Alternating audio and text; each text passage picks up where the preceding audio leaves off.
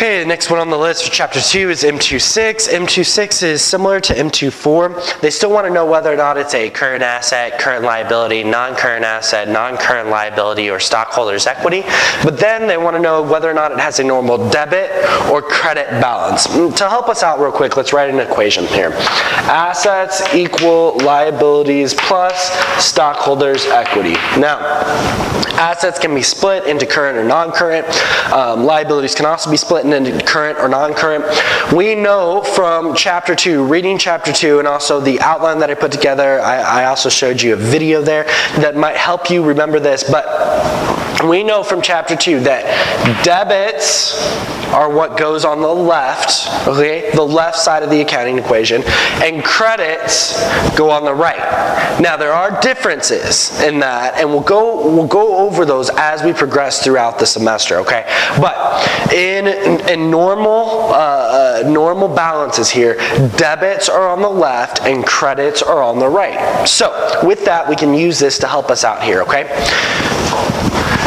First one, accrued liabilities. Accrued liabilities, obviously it tells you in your title, it's a liability, so we know it's going to be over here, okay?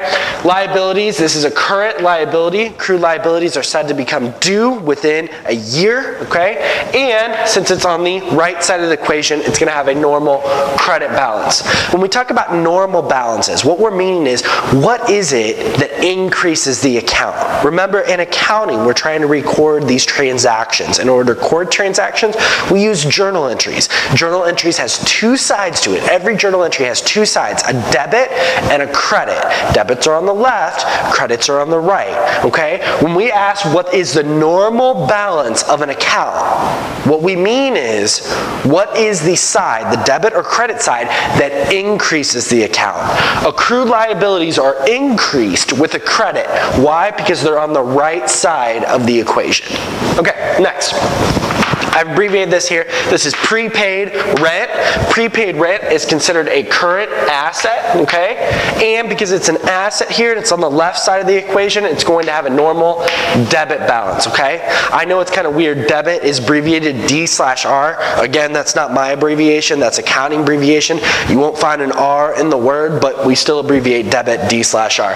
Credit, obviously credit does have an R in it, but it's also abbreviated CR. All right, so prepaid rent here, prepaid rent is considered a current asset. To give you an idea of what prepaid rent is, I know you'd probably be familiar with it with your book, but prepaid rent simply means that we have paid rent in advance, okay? What do we mean by paying it in advance? Let's say we pay for 6 months.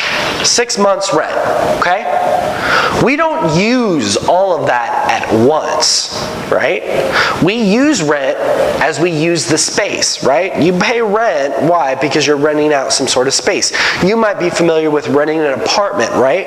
Well, you might pay all of it up front, okay?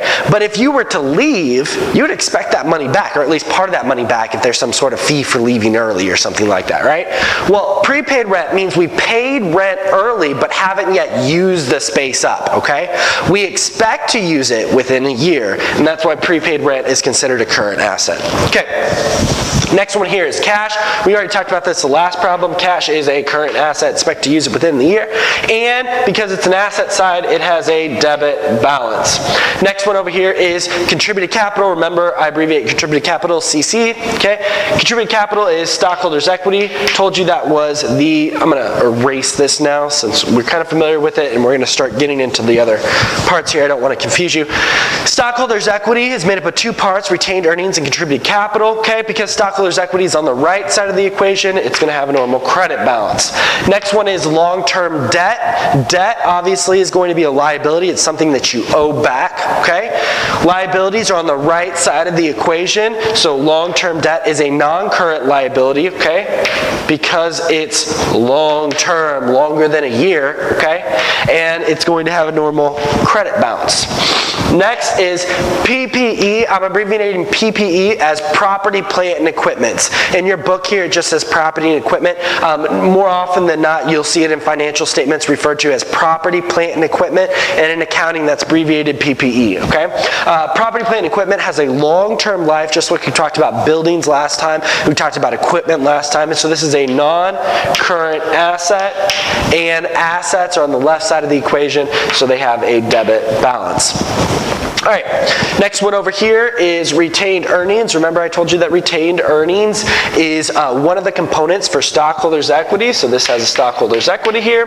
Stockholders' equity is on the right side of the equation, so it has a credit balance. Next one is accounts payable. Accounts payable is a current liability. We learned that in the last problem that we worked on. Remember, accounts payable is if you buy something from someone, right, and you don't pay them immediately, but you owe them because they've given you something. For instance, if you're building pencils, plastic pencils, right, and you buy plastic from a supplier and you tell them that I'll pay you within 30 days, you have an accounts payable to that supplier when they deliver the goods to you, okay, when they deliver the goods to you. So, current liabilities, they have a credit balance, and accounts payable usually has short terms. It usually doesn't extend past 90 days. It's more often than not something like 30 days credit, okay?